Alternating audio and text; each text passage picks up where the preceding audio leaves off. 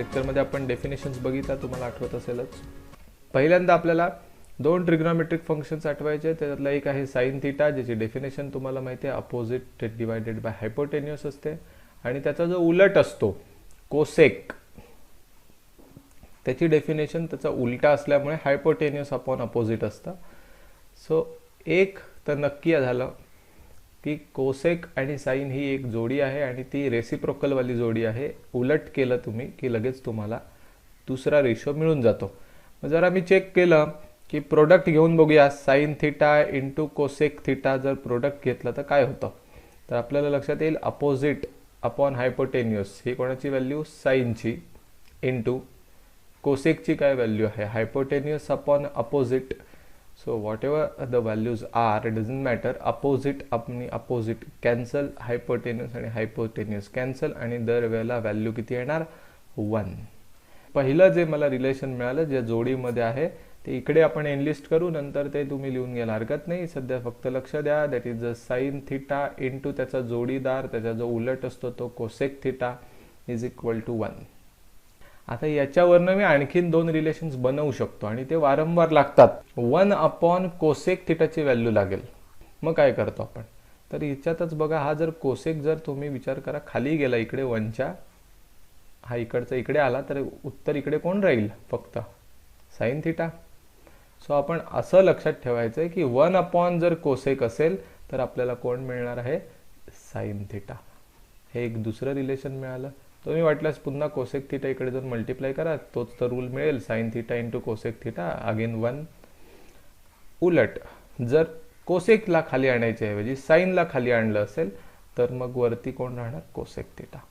So मुलं असं लक्षात ठेवतात sine theta is equal to 1 upon cosec theta. नाही, उलट लक्षात ठेवा, 1 अपॉन कोसेक. कारण आपण जो न्यूमरेटरला त्याला मी डिनॉमिनेटरला कशाला कन्वर्ट करू, उगाचच गरज नसताना आपण नेहमी. सो जेव्हा कधी ट्रिग्नोमेट्रिक फंक्शन डिनॉमिनेटरला राहील आणि तो कोसेक असेल तर 1 अपॉन कोसेकला तुम्ही रिप्रेझेंट करू शकता बाय साइन. नाव सेकंड,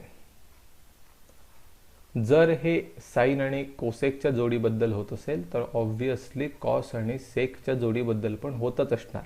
एकदम पटकन बघूया क्विकली. कॉसची डेफिनेशन असते ॲडजसंट अपॉन हायपोटेन्युअस, याच्या उलट असणार हायपोटेन्युअस अपॉन ॲडजसंट. मल्टिप्लिकेशन केलं की ॲडजसंटला ॲडजसंट कॅन्सल, हायपोटेन्युअसला हायपोटेन्युअस कॅन्सल, सगळे कॅन्सल झाले म्हणजे 1 होणार. सो थोडक्यात cos theta into sec theta ही जोडी जरी आली मल्टिप्लिकेशनमध्ये तरी उत्तर 1च राहणार आहे. Cos theta into sec theta यांची उत्तर 1 येणार. मग जर 1 अपॉन कॉसबद्दल आपण बोलत असू तर उत्तर सेक लिहायला पाहिजे, आणि जर 1 अपॉन सेक थिटा बोलत असू तर कॉस लिहायला पाहिजे. आणि तिसरी जोडी tan theta into cot theta is equal to काय असणार, 1.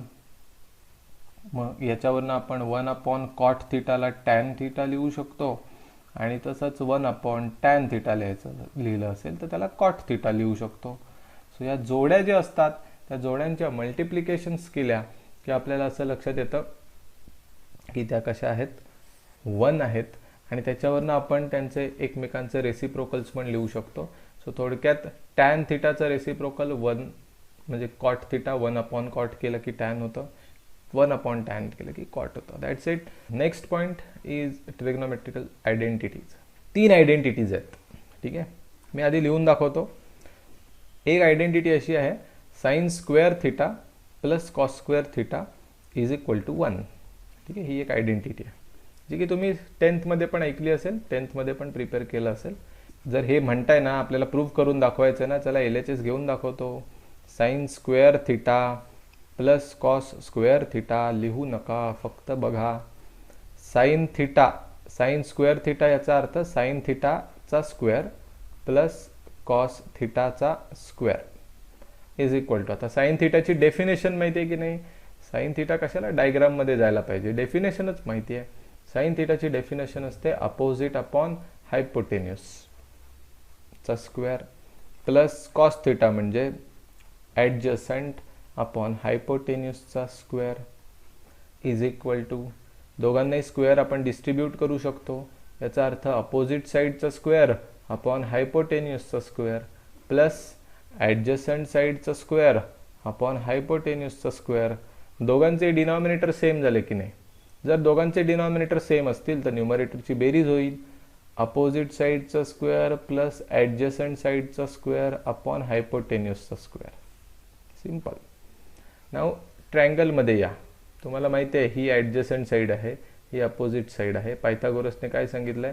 याचा स्क्वेअर केलात, याचा स्क्वेअर केलात आणि या दोघांची बेरीज केलात तर कोणाचा स्क्वेअर मिळतो? हायपोटेन्युसचा. सो इनडायरेक्टली हा जो न्यूमरेटर आहे ना, अपोजिट साईड याचा स्क्वेअर, ॲडजसंट साईड याचा स्क्वेअर आणि बेरीज केली की आपल्याला कोणाचा स्क्वेअर मिळतो? हायपोटेन्युसचा स्क्वेअर मिळतो. खाली पण हायपोटेन्युस स्क्वेअर आहे. उडाले आणि 1 आला की. त्याच्यात गडबड काय होते? आधी हे मुळात वाचता येत नाही किंवा लक्षात पण येत नाही. आधी साइन स्क्वेअर थिटा काय आहे, साइन थिटा स्क्वेअर काय आहे, साइन थिटा ब्रॅकेटचा स्क्वेअर काय आहे. या साइन वर्ड नंतर जो थिटा असतो तो अँगल असतो.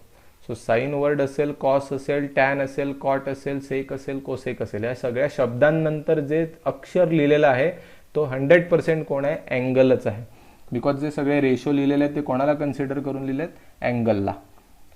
आता साइन थिटा हे एक फंक्शन झालं सिंगल. याचा तुम्ही स्क्वेअर करू शकता, क्यूब काय किती हवी तेवढी पॉवर करू शकता. मग होतं काय? सारखं सारखं असं ब्रॅकेटमध्ये लिहायला लागेल ना, नाही तर साइन थिटाचा स्क्वेअर किंवा sign theta into sine theta into sine theta एवढं लिहत बसायला लागेल. म्हणून मग काय पद्धत वापरली की जर तुम्ही साइन थिटा या फंक्शनचा स्क्वेअर करताय म्हणजे 2 वेळा साइन इंटू साइन मल्टिप्लाय करताय, so you can simply write sine word लिहा. साइन वर्ड लिहिल्यानंतर त्याच्या इथे पॉवर लिहा वरती आणि मग थिटा लिहा. हे आता लिहिताना मुलं असं लिहितात साइन स्क्वेअर थिटा. एवढी गॅप काय कशाला झोपायला ठेवली ती? आधी मुळात सगळी अक्षरं स्मॉल केसमध्ये असू देत, सगळे सेम साईजचे असू देत, त्याच्यानंतर स्क्वेअर इथे लिहा आणि लगेच जोडूनच थिटा लिहा. Sine square theta, sine cube theta, sine raise to 4 theta and so on. वाचायचं कसं आहे बघा. Sine square theta, sine cube theta, sine raise to 4 theta, sine raise to 5 theta. You can read like this. आता याच्यातलं same कोण आहे? तर मी म्हटलं तसं की साइन थिटा हे एक सिंगल फंक्शन आहे, त्याचा स्क्वेअर करतोय म्हणजे ब्रॅकेटचा स्क्वेअर. सो हे 2 वेळा जर मी मल्टिप्लाय करत असेल तर मी एकतर असं रिप्रेझेंट केलं पाहिजे ब्रॅकेटचा स्क्वेअर किंवा त्याला असा अल्टरनेटिव्ह वे आहे. आपण हा वापरतो, सारखा ब्रॅकेट लिहत नाही बसत. मग हे साइन थिटा स्क्वेअर काय आहे? तर हा स्क्वेअर साइन फंक्शनचा नाही आहे, हा थिटाचा आहे. याचा अर्थ इथे फंक्शन साइन एकदाच आहे आणि आतमध्ये अँगलचं मल्टिप्लिकेशन सुरू आहे, थिटा गुणिले थिटा. सो हा फरक याचा अर्थ होतो sign theta into sine theta. Sine function 2 वेळा आलं आणि इथे साइन फंक्शन एकदाच आहे, थिटा 2 वेळा आला. Second one is 1 plus tan square theta is equal to sec square theta. अशा पद्धतीने हा दुसरा फॉर्म्युला असेल. Third 1 plus cot square theta is equal to cosec square theta. आता आयडेंटिटीज मधल्या जोड्या जरा वेगळ्याच आहेत बघा. साइन आणि कॉस खरी जोडीदार कोण आहेत? साइन आणि कोसेक असतात, पण आयडेंटिटीमध्ये जोडी कोणाची आहे बघा? साइन आणि कॉसची आहे. या दुसऱ्या आयडेंटिटीमध्ये टॅन आणि सेकची जोडी आहे. याच्यात कॉट आणि कोसेकची जोडी आहे, म्हणजे हे वेगळंच आहे काही प्रकार. पण लक्षात ठेवायला तुम्हाला लागणारच आहे, पाठ असले पाहिजेत. की सपोज मला 1 plus tan square theta is equal to sec square theta proof करूनच दाखवायचं असेल तर मी LHS घेऊन बघेन 1 plus tan square theta is equal to 1 plus tan थिटाची व्हॅल्यू काय असते. म्हणजे थोडक्यात टॅन स्क्वेअर थिटा म्हणजे काय? टॅन थिटाचा स्क्वेअर.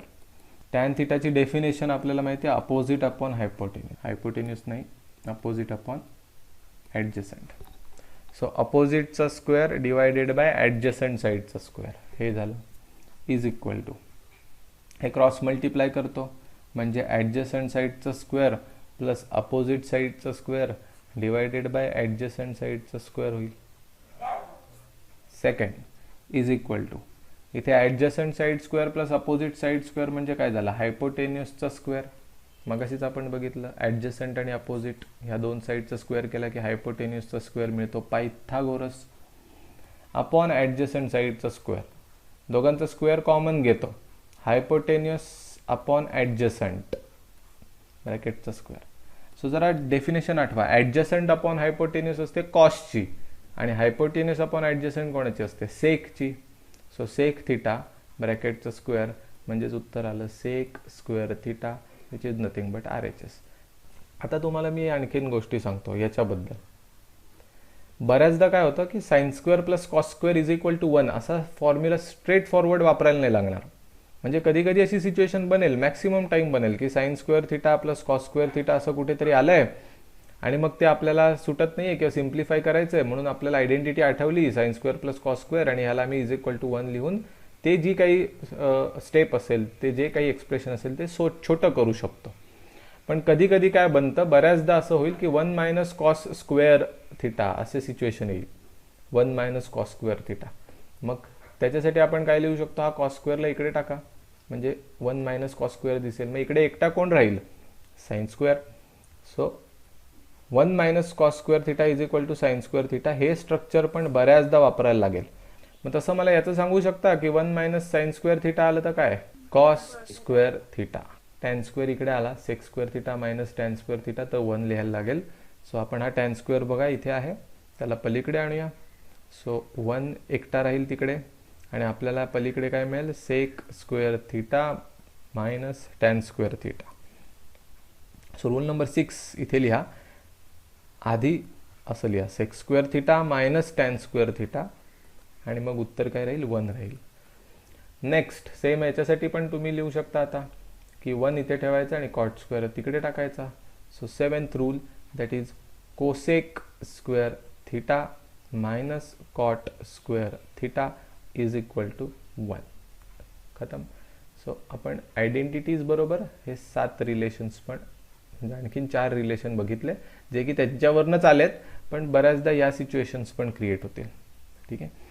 आता याच्यामध्ये आणखीन एक फॉर्म्युला आपल्याला ॲड करायचा आहे, जो आयडेंटिटी नाही आहे, एक वेगळा फॉर्म्युला आहे जो की साइन आणि कॉस आणि टॅनचं रिलेशन आहे. That is tan theta is equal to sine theta upon cos theta. ज्याचा उपयोग भरपूरदा होईल, जो हा पण फॉर्म्युला तुम्ही 10th शिकलेला आहात. टॅनच्या उलटा कोण असतो, कॉट थिटा. तर कॉट थिटाच्या इकडे केल्यानंतर काय येतं, cos theta upon sine theta. आता RHS घेऊन दाखवतो. RHS काय आहे, sine upon cos, sine theta upon cos theta. Sine थिटाची definition opposite upon hypotenuse, cos थिटाची डेफिनेशन ॲडजसंट अपॉन हायपोटेन्युअस. हायपोटेन्युअसला हायपोटेन्युअस उडाला, राहिलं कोण, अपोजिट अपॉन ॲडजसंट. आणि अपोजिट अपॉन ॲडजसंट म्हणजेच कोण असतं, टॅन थिटा म्हणजेच कोण, RHS. झालं की प्रूफ. हे दोन आहेत ना, इतके वेळा वापरले जातील की अरे बापरे. टॅन रादर मी असं म्हणतो की टॅन दिसला की त्याला लगेच फोडायचंच, साइन आणि कॉसमध्येच टाकायचा. ओके.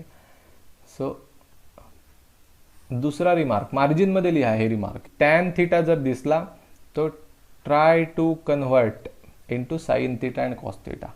ऑलवेज तुम्ही कन्वर्ट केलात आणि प्रॉब्लेम सुटला असं होणार नाही, पण मॅक्सिमम टाइम टॅनचं कन्व्हर्जन साइन कॉसमध्ये केलं किंवा साइन आणि कॉस दिसल्यावर त्यांना टॅनमध्ये आणलं तर थोडंसं सिम्प्लिफिकेशन होत असतं.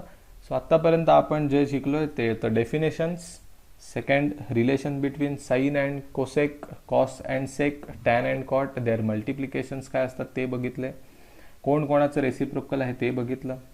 त्याच्यानंतर आयडेंटिटीज बघितल्या 3, त्यांचे उलट सुलट फॉर्म्युले आपण बघितले. प्लसवालेच आहेत तसे मायनसवाले, टॅन थिटा तिकडे गेला तर काय होईल, कॉस थिटा तिकडे गेला तर काय होईल ते पण बघितलं.